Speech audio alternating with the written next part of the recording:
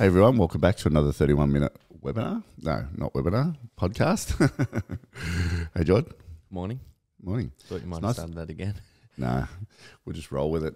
The rawer the better. The rawer the better. I was going to say it's early today. Jackson, drinking energy drink already. Yeah, like a tradesman. He's got his sausage roll and chocky milk. Yeah. No? It's like the tradesman's what would you call it? Kickstart V drink. You see them coming out of the surveys. V drink, sausage roll or pie. Yeah. And anything else? Oh yeah. All Jackson was. That's what you used to do, wasn't it? Yeah. That's what was making me think of it. That's why service stations have become like just fooderies. Yeah. Because that's just where all the tradies go. Yeah, it is. Like my brother was saying, they eat lunch from the service station morning and afternoon every day. You know, that's a worse name, Foodery. Like the whoever made that name, like I only thought you know what they should have done? Just put food. They should have just put food. Just put food, because you look at the word food and you're like, wouldn't mind some food. But Foodery, you actually look at it and go, what does it even mean? Yeah, I think the same thing. Yeah, we need to contact Ampol and help them. Yeah, it's not good. Bryce said on the service station note, which is true. Bryce said to me a while ago, don't try and buy anything from the servo because there's nothing good in there. He's actually right. The nearest thing is cashews. I eat beef jerky. Yeah, I can't eat beef jerky. You know what it reminds me of? Out the back of Alabama, they have that chewing tobacco stuff. Yeah. It reminds me of that. I just can't even look at it. Yeah. Anyway, let's go. We never even spoke about what we're going to talk about today. No. I usually just sort of think about it over a bit of time and something pops into my head that's sort of relevant. But we're going to have a guest on soon. I got a good question for the nutritionist. Why does food that's good for you taste so bad? Because it's got a lot of bad things in it. Oh, what is good thing? Oh, Yeah. sorry, other way around. You don't eat a bowl of oats and water and go, oh yeah. I'll tell you why. God, You that's know, good. I thought of this morning. But if your body wants it and it's right for it, wouldn't it make it feel good? No. So when you, I thought of exactly this. I was eating oats and water this morning, as I do, but even less portion, because I'm trying to lean up a bit more at the moment as well, trying to lose that 2% body fat. And I have this real balancing thing that goes on. I get too veiny if I get too, and it looks a bit like RoboCop, you know, sort of not good in my school uniform, in my work clothes, because I have my sleeves rolled up and my forearms get way too veiny and it looks a bit off-putting. So I've got this real balancing thing that goes on. Anyway, I was getting the oats out and eating them and I was like, why do you have to, you know, the easiest way to lose weight is to not spike your insulin. That's the easiest way. If you keep your insulin really level, so what spikes it is sugar, carbs, anything rubbish, stuff like that. If you just don't spike your insulin, so oats and water, so low GI and water, there's nothing in there to spike it. If you just eat chicken and rice, bit of rice, chicken, tuna, salmon, all this sort of stuff, you won't spike your insulin. Your weight will fall off of you. That's why you don't eat rubbish. You eat rubbish. You know how people get that middle part around them? Yeah. Like the bottom part of your abs, you can grab it and there's about 17 inches of fat there in case you go to the North Pole and are cold and your body needs to survive. You know, that sort of stuff. Like you can grab it. That's a whole lot of insulin spiking going on. What? So does it just like transfer it straight to fat? Pretty much. Yeah. Like it's like I will ask the nutritionist all of this, but when you spike your insulin, it's like that. It's seen as a sugar high. It's like a body sugar high, and it's like when you spike it with rubbishy food.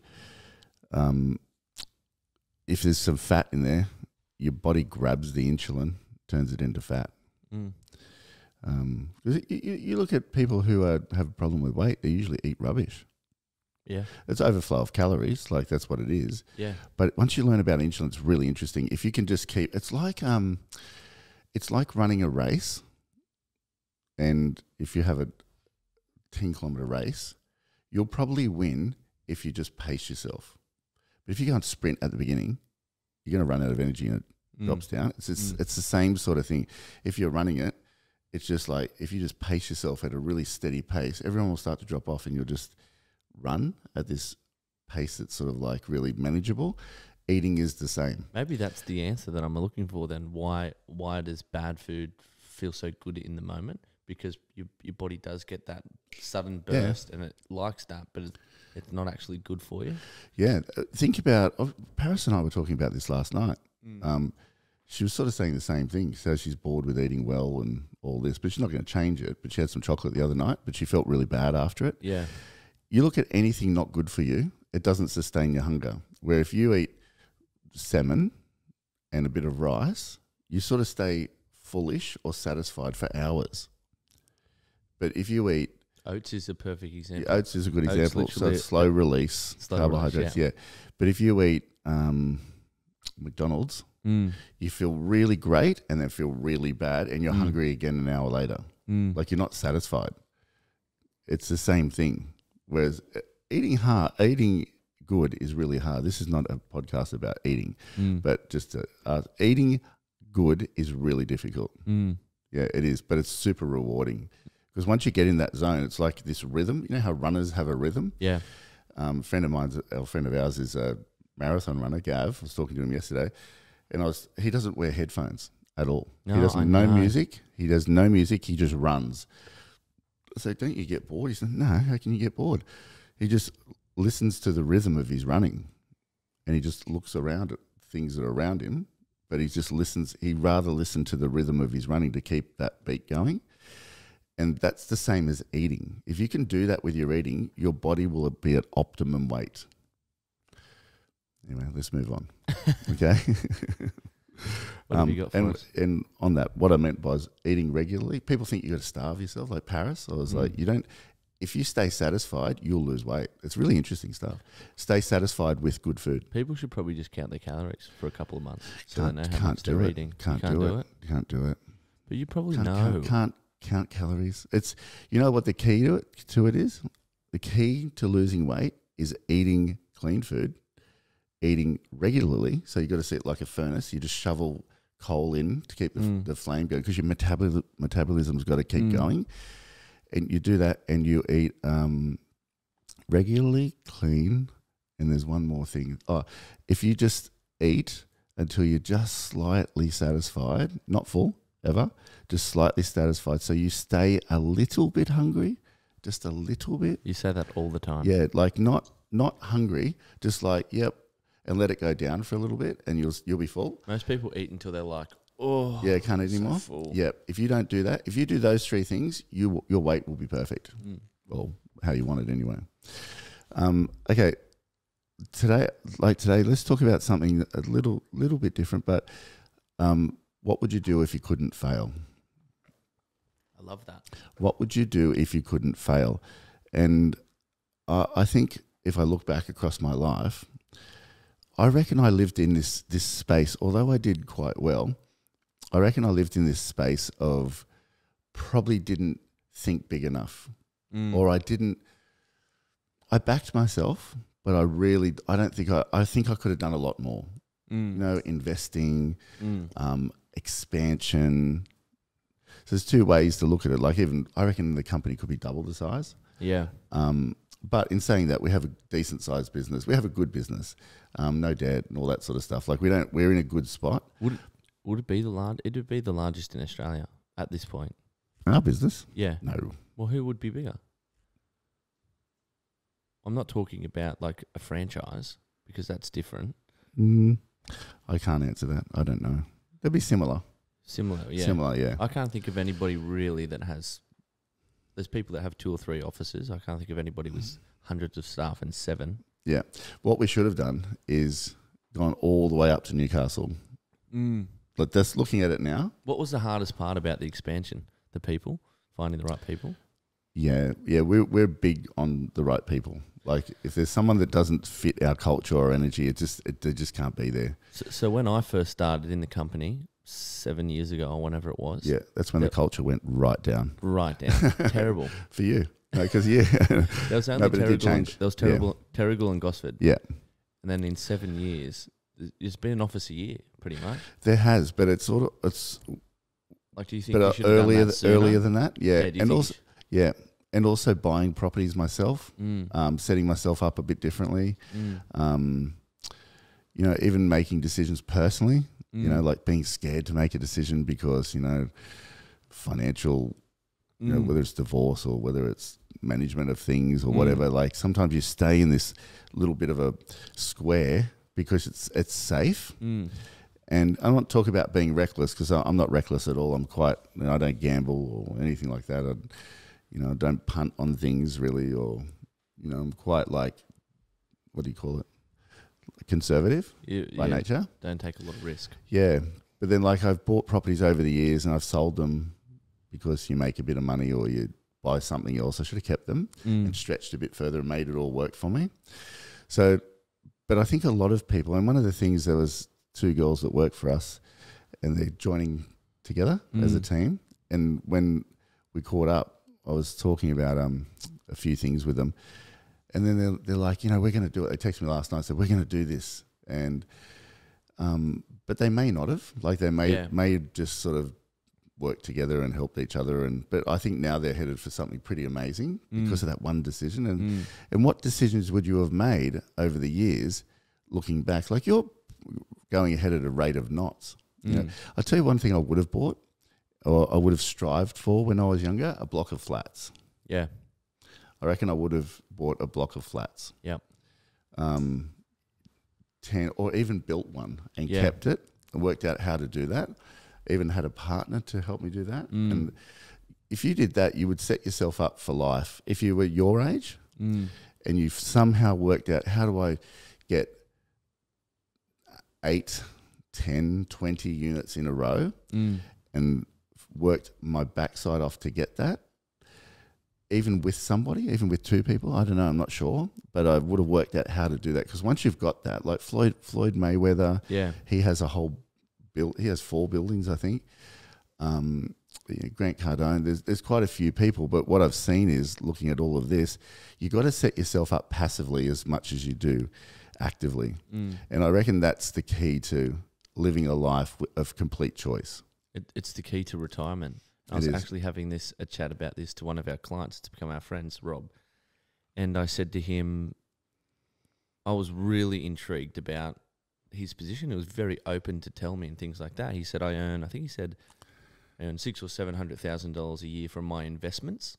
That just comes in. He said he's got some commercial buildings and this and that. He has somebody in combination with himself invest his money. I don't know how many millions he needed to get that return, but I think he's paid all of his debts off. He's got a few nice cars and he's got all of the stuff that he built over his career. But now for his entire life, he said it gets more every year because as the pool gets bigger, the percentage return to you gets bigger. So he's like, we can do whatever we want now. And that's part of the reason why he's selling, because he says, I put more money in the pool and then I might be at $1 million or $1.2 million a year, and then we can do whatever we want. We're living the best holidays. We're going on 4 instead of 2. So the bigger that pool is by the end, the better that your passive income is. Yeah, I agree. Yeah. And that's exactly what the topic's about today. Passive is one thing, but looking back, what would you have done? What would you do differently? Like what? And because I think sometimes we don't make the decisions because we go, oh, what if? Like what if it doesn't work? Yeah, but what if it does? Like you could literally change your life with one decision. I opted to invest in the business a lot, but I also wasted a lot of money growing up as well. Like I, bought some cars and things. I was talking to our friend Gav, who he owns a lot of McDonald's restaurants, very wealthy guy. And we were talking, him and I are that similar, it's not funny. We were chatting yesterday. Did I tell you? No. Yesterday afternoon, he rings me up, and like yesterday was busting at the seams. It was, yeah. And he rings me up, Gav McLeod, blah, blah, and I rang him back quickly, and he goes, hey, yeah, I'm going, good. I said, what are you ringing me for? Like, do you need something? And he's like, no, just saying hello. I was like, oh, can I just ring you later? Like, so I rang him like a couple of hours later, and I like chatting to him. But you know, when you just can't space. talk, you just can't. He's a good guy to talk to. You don't want to cut him off. You'd rather just say, I can't talk at the moment and call me I back. did. Yeah. I said, I don't have the mental space to talk to you right now. I'll talk to you later. He's like, yeah, okay, because on the flip side, he's busier. Like he's got 1,100 staff. Like he's got a lot of people that work with him, and he's still in there flipping burgers. 1,100. He does. He loves it. Still in there flipping burgers. I crack it up. I told you about the car story. Yeah. Well, he's building this amazing place on the beach, and he has this other development site that he's thinking of building units on and keeping them. And he's like, what do you think we should do? Sell them? You've been doing it with me as well. And sell them, keep them. And I said to him yesterday, oh, maybe you should just keep them, build them and keep them, because the rental market's really strong up here. See how you go. He's like, yeah, but I don't really need the money and this and that. And we're talking about his house. He's building a beautiful place on the beach, like amazing. Probably the best beach. And he goes, you know, Matt, when I finally, retire or whatever in the next 5-10 years, whatever it's going to be for him, and I sell down, he goes, I don't need any money. He goes, I just got my car, I've got my acreage, which I love. He goes, I got my house on the beach. He goes, I'll probably end up selling that. Yeah. He goes, but I don't need anything else. I go for my runs. He was the guy I was talking about at the start of this with no headphones. He goes, I just go for runs. I don't need anything. I got my dog. Like, what else do I need? It's interesting though, isn't it? Because you don't need that much to be pretty happy. But I think you need peace of mind. So I reckon there's a couple of things that come out of this. That's exactly it. Yeah. It's the peace of mind. It's peace of mind. John McGrath said exactly that. I don't need to prove anything to anybody. No. Like I'm John McGrath, I can do what I like. Yeah. So there's no reason to show off for people because they already know that you can just do whatever you want anyway. Yeah. And I think there's one thing that really unsettles peace of mind, and that's regret. I really do. If you look back, you've got this like time that goes on, and you're investing your time in something, and then if you don't, like, there's things that inside of you go, I want to start a business, or I want to be number one, or I want to get fitter, or I want to do something. If you don't do it, at some point, if you don't follow that thing, at some point you're going to look back and really wish you did. Whether it went well or not. I have a lot of admiration for people that go broke sometimes because, and it's not dodgy people, but just people who really gave it a crack. They opened a dress shop and it didn't work, or they opened a donut shop and it didn't work. But, they learn more out of that experience than just being okay. Yeah. Like just earning a wage, getting by, going in and out of overdraft and keeping the business there. They will learn more out of that, and they'll get more hunger from that than anything else. And I really admire people who just get up and keep trying. Like the life-changing thing that they go through when something doesn't work, you can't actually teach yourself that. Can I ask you a few things? Yeah. Because I'm intrigued about this. So my question for you, number one, is do you think that you didn't risk a lot or risk as much as you wish you did because you come from nothing and you know what it felt like to be there, and you just couldn't think of you just couldn't have the thought of going back to zero again? Yeah, debt really worried me. It's still massively. Still to this day you have zero debt. Yeah, I don't have any debt. I have a little tiny bit, not but much. you pay. I say just keep them all, and you're like, no, I don't want to. And even cars, like you pretty much buy cars with cash, everything. Yeah. Like I've decided I just keep my car for, well, Jackson wants it, but we'll probably get a different car for him. I'm just going to keep my car for the next 10 years. I just like it. I don't need it. I don't need a better car. So that's part of the reasons. But when you were growing the business, was there any periods there where you were like, whoa, like yeah. Because I've seen the other side as well. Like we literally got to a point where we had nothing in the bank, zero, and we had at that time maybe 40 or 50 people that we had to pay, and we just nothing. But we made it work. Some like reception. Remember in the GFC? Like I don't know. I was in high school. Yeah, like literally no houses were selling. There's nothing. And I said to Jamie, "What are we going to do? Like how do we live?" He's like, "I don't know. We're just going to have to somehow get through it." And we did. So people would leave because there was like the receptionist would leave. It was just a terrible time. We just wouldn't replace them. I'd answer the phone. Jamie'd answer the phone, and whatever. We just did whatever. But But I've learnt you get through stuff. You know, there's always a way to get through stuff. And if you listen to some of the biggest success stories, they've actually gone broke, not gone bankrupt, paid the people back, like John Simon's. There's many of them. And they've sprung into ultra success because of what the commitment they've made around working it out. Like you always work it out. And that's one thing I've learned. Like the fear around, I don't think I should do that because, you know, it doesn't work. It's not going to work. Or what happens if this, you know, I reckon most of it just doesn't exist because every day you wake up and you make it work. You know, like if you really want to do something, you make it work. And I reckon I was a bit scared. Yeah, I think people are naive if they think they're just going to open one business and it's going to be red hot and it's going to just be the best thing and going to make heaps of money. Like, look at Elon Musk. He said, I had 20 businesses that failed. That's probably the best business owner we've ever seen in the last 100 years, saying that I had 20 different ideas that all failed. Yeah. Then he got PayPal, and then he got Tesla, and then SpaceX. But I'm sure the 20 that he failed before them taught him a lot, like you're saying. That's what I mean. You learn so much. Like it's like, because when we set a goal, we sometimes think that, like you said just then, we sometimes think, oh, great, it'll be great when we achieve it. But what we don't see is the universe going, okay, well, I'm going to make you cry with desperation here, and I'm going to make you expand here because you're going to literally not have a thing to lean on, and you're just going to run till it works. Like the path there is probably filled with more stress than it is with more I tell you what I wins. just thought of just then. When the first 3 months into COVID and everybody was unsure, and I think we're talking about putting off some non-dollar productive staff and all this sort of thing because everybody was like, what's going on? You said, don't worry, guys, we got this. Like, somebody's going to listen to Sell Properties out there. I went through the GFC. I've got the scars. We will get through this. But but I'm going with 0 scars. Oh, my God. What are we going to do? Yeah. So it even changes the person that you are. Yeah, it does. Like I literally, something goes, when there's a challenge, like something clicks inside bigger. of me. Yeah. Like you went, like your leadership at that point in time went like, right, like follow me. Yeah.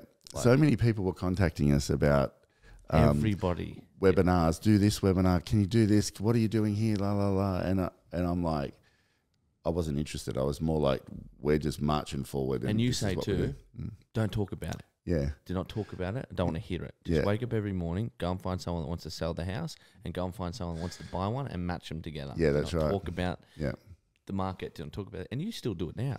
Yeah. You don't really talk. Like if an owner asks you directly, what's the market like? You touch on it, but you're not dwelling on it. Like you're not waking up today going, what's the real estate market doing today? Yeah, I love how everyone's talking about, oh, the market's cool. Yeah. They're all trying to, I always say to people, look, I'm not Nostradamus. I wouldn't have a clue. All I know is the market's all right today. Let's just keep going.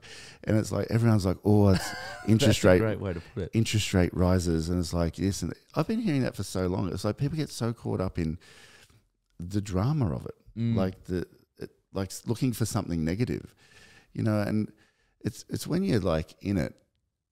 I mean, can you really measure it anyway? Like you know stock markets, and I don't like. I'm learning it. I really, really want to become not a stockbroker, but I really want to learn a lot about stocks. But the movement in there is chit chat. Yeah, like it's like news and speculation and this and that. That's the whole wave, and some people are just better at reading it than others. But that's the same as the real, you know, I don't know exactly if this is it, but I think it's close. So don't quote me. It's like 97% of day traders don't make any money. Like they lose money. Yeah.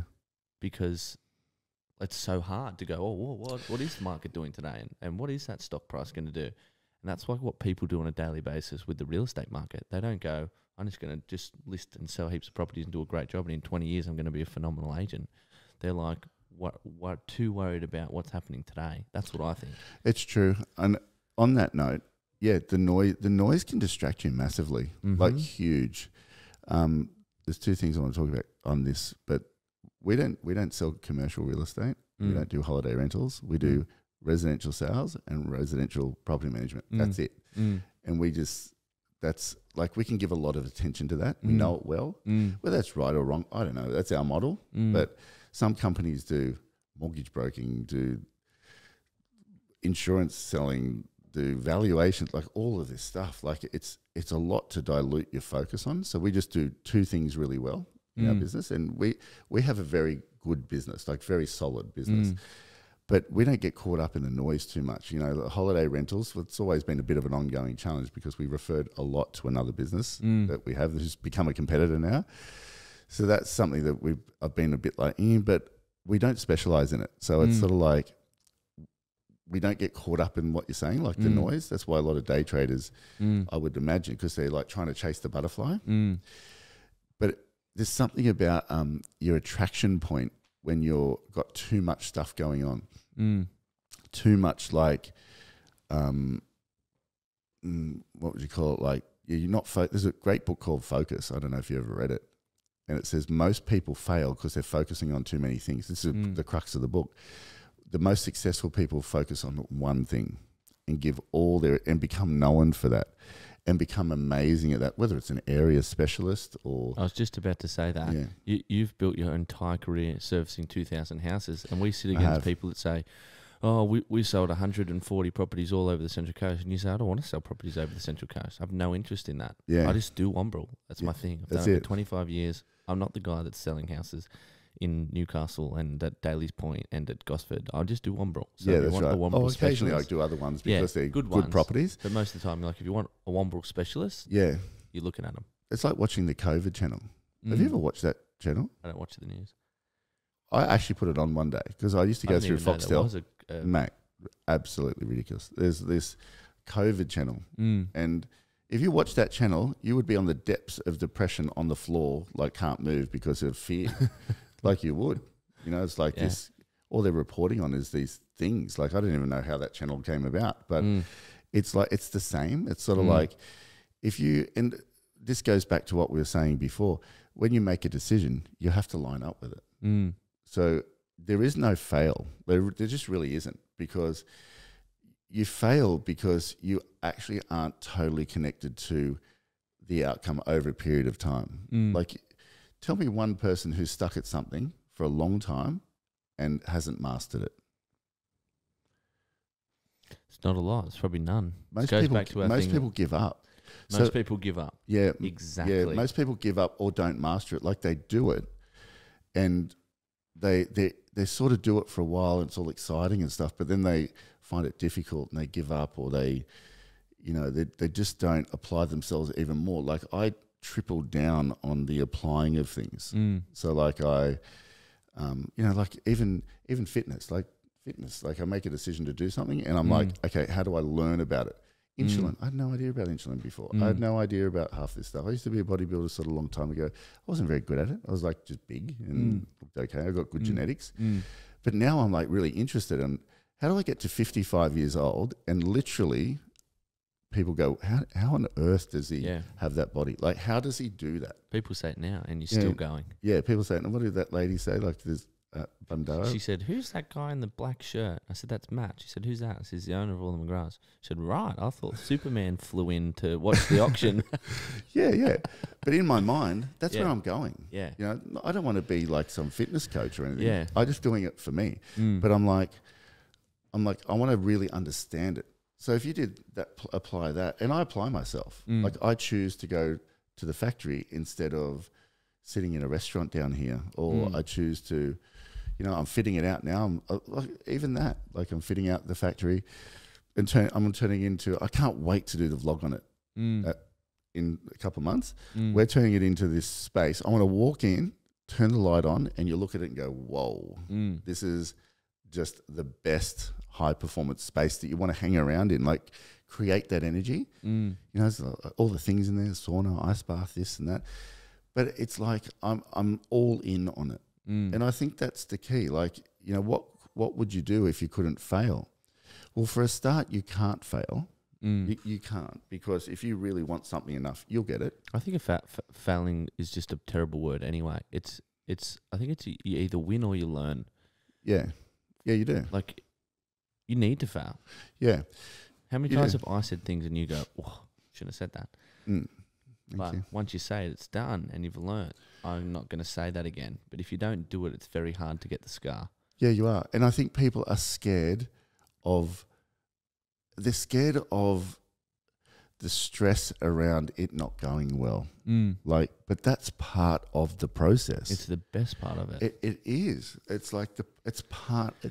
That's what makes. I just thought of the something success. just then, and it is exactly what you're saying. Friend of yours, very very successful, Jason. Can we say his last name? Yeah. Jason Gazelle. He doesn't listen to podcasts, right?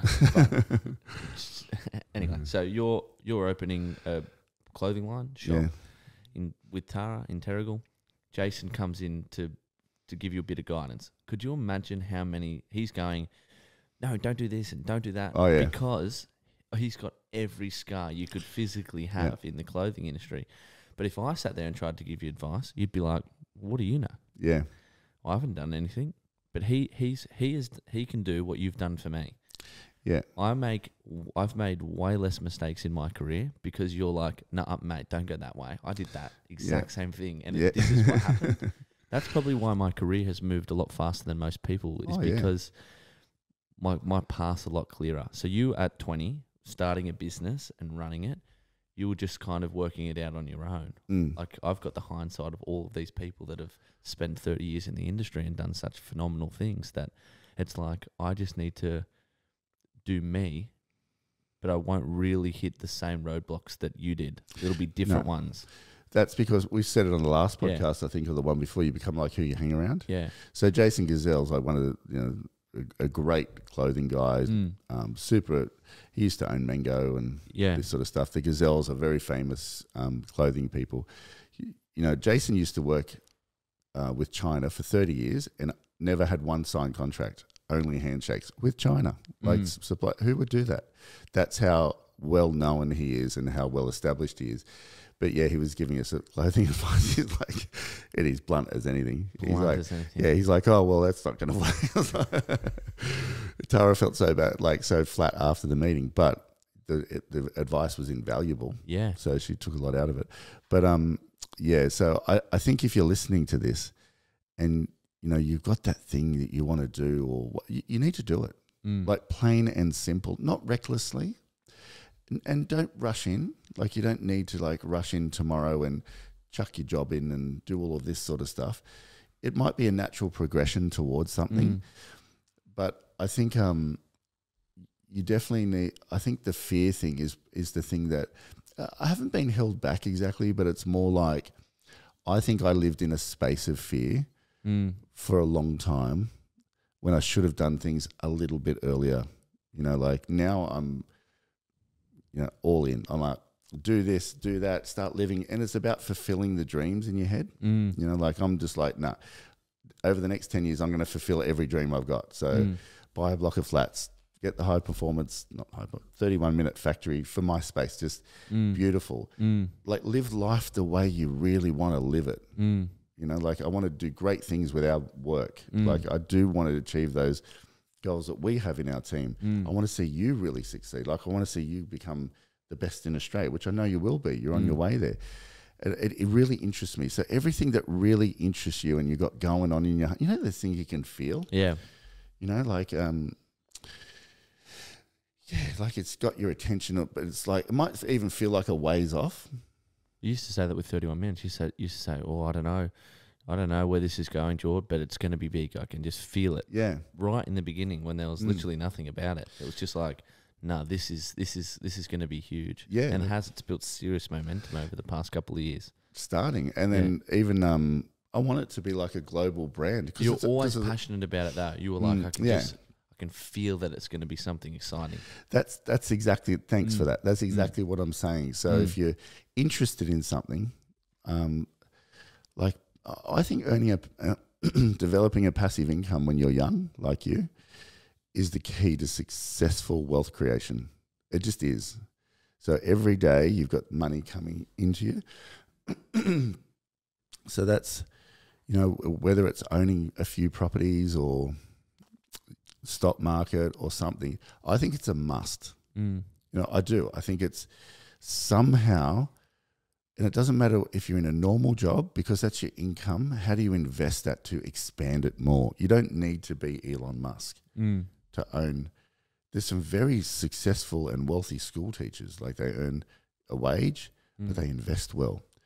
So if there's some advice I can give people around this, you got to go with your heart every time, but you don't have to go with it straight away. You got to let it, because otherwise you could be bouncing around. Like we were talking about your day traders. You know, it's a bit like that, chasing the dragon. I like to sit on things for a while. You know, like I like to sit on things and sort of yes and no. Like sometimes I act very quickly, but it feels right immediately. But other times, if it's a bit of a bigger decision with other consequences, I like to sort of let it come to me a little bit. You got to go after it, but like let's say you wouldn't want to go get a heap of debt because that's not good either. Like you wouldn't want to go buy a property with 5% deposit that you can't service. Yeah, in a market that's questionable. That's exactly right. So it's like you want to make sure that you're like got a little bit of it's not safety net. You got a bit of it's reasonable. Like it's a reasonable decision. Gary T hit the nail on the head. If it doesn't feel right, don't do it. If you feel like when I exchange all these apartments, I'm like, yeah, let's go. Yeah. If you're like, oh, I don't know, it's not right. Yeah, that's right. Yeah. You want it to feel a bit solid. Yeah. Like just a bit solid. Have some risk element to it. I think anything good comes with a bit of risk, but you want to feel a bit solid. So I would look at that. But you don't want to get, it's like, where do you want to be in 10 years? Don't want to get 10 years down the track and you're like, I really wish I did this. I think that is the essence of life. Doing it. Yeah. Like I actually do. I think it's doing it. That's where the juice is. Don't you think? 100%. Yeah. So look, let's finish on this now. But I think regret is like the cancer of life. It's like a poison of life. It just eats your soul. I think fear it's there to help you be aware. But I actually think fear, every time I've been afraid and done something, it's actually worked out good. Like as in, you know, whether it be fearful to go speak at an event or what if this happens. Usually the what if this happens doesn't ever happen. You know, one talk I gave, two actually, were the worst talks I've given in my life. One time I ended up just absolutely just walking off stage because I was so out of the zone it wasn't funny. I was like talking about stuff and then just completely went off track, and I could tell the audience are just sitting there going, what the hell is he talking about? Because I'd sort of lost, I was trying to do scripts and dialogues and I wasn't very good at scripts and dialogues, and you could just feel the energy go, and then I just started to panic a bit and I could feel myself going all red and I just like literally just walked off and went and stood over there and just had a drink, like just drinking water. And everyone's just like, what the hell is he doing? Because I was, you know, when you just lose your train of thought and everything. You know, David Goggins says, my one non-negotiable every day is to do something that scares the hell out of me. Yeah. One thing that scares the hell out of me. That's it.